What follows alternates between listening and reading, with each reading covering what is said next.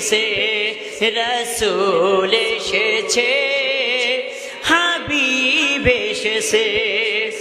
আরব দেশে কাবার পাশে মানবের সেরা মানব এসেছে। সুবহানাল্লাহ।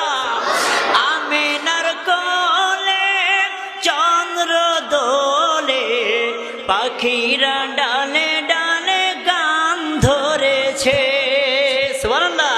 হাবিব এসেছে, রাসূল এসেছে, হাবিব এসেছে, রাসূল এসেছে, হাবিব এসেছে।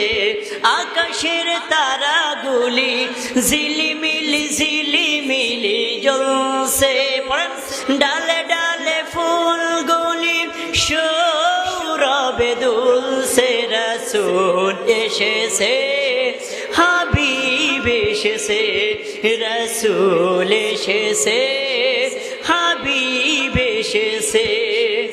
ধন্য ধন্য হয়েছে ধন্য নবীকে যে ভালোবেসেছে। সুবহানাল্লাহ বলে। হারাম হারাম দোজখ হারাম, জান্নাতে তার নাম লিখেছে। প্রেম হরষে রাসূল এসেছে, হাবিব এসেছে। জালিমের জুলুম থেকে আপনাকে আমাকে এমন সুন্দর একটা সময় করে দিয়েছে, সেই আল্লাহর জন্য শুকরিয়া আদায় করা দরকার নাকি দরকার নয়? দরকার না? এজন্য সদা সর্বদা শুকরিয়া জ্ঞাপন করতে হবে। আরো একবার আমরা শুকরিয়া আদায় করছি, সকলে পড়ে নিচ্ছে আলহামদুলিল্লাহ।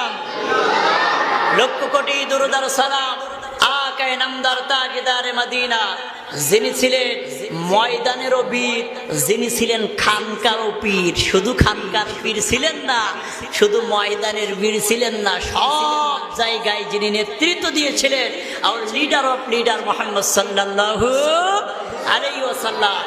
মাগফিরাত কামনা করছি। এ ধরাতে ইসলামকে প্রতিষ্ঠিত করতে, যে আল্লাহর জমিনে আল্লাহর দ্বীন বাস্তবায়ন করতে, যে ইনিল হুকমু ইল্লা লিল্লাহ, জমিন যার, আইন চলবে তার। আলা লাহুল খালকু ওয়াল আম, পৃথিবীর কোন মানুষের সামনে মাথা নত করে নাই। বুকের তাজা খুন ঢেলে দিয়ে যারা জীবনকে বিলাই দিয়ে শাহাদাতের পেয়ালা পান করেছে।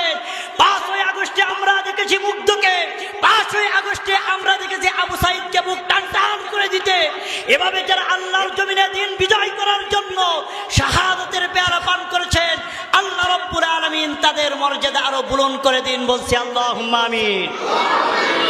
সম্মানিত হাজিরিন, তাফসীর করার আগে, বিশ্বনবীর জীবনী বলার আগে আমি আপনাদেরকে আরো একবার স্মরণ করাই দিতে চাই, এ জমিনে এমন একজন মহামানবের আবির্ভাব ঘটেছিলেন, যিনি তাফসীর করলে এক একটা ময়দানে এক একটি বিষয়ের 12 দিন 13 দিন 24 দিন পর্যন্ত তাফসীর করেছে, যিনি বিভিন্ন দেশগুলোতে কোরআনের কথা বলেছেন।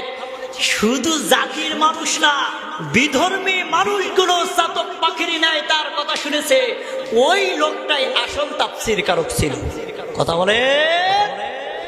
কিন্তু সেই কোরআনের পাখিটিকে জালেমরা জুলুম করতে করতে, নির্যাতন করতে করতে শেষ পর্যন্ত ইনজেকশন পুশ করে বিদেশ থেকে, শুধু বিদেশ থেকে নয়, বিভিন্ন জায়গা থেকে তারা বিভিন্ন কুমন্ত্রণার শয়তানি কূটনীতি করে তাকে পৃথিবীর জমিন থেকে বিদায় করেছে। ঠিক কিনা বলে?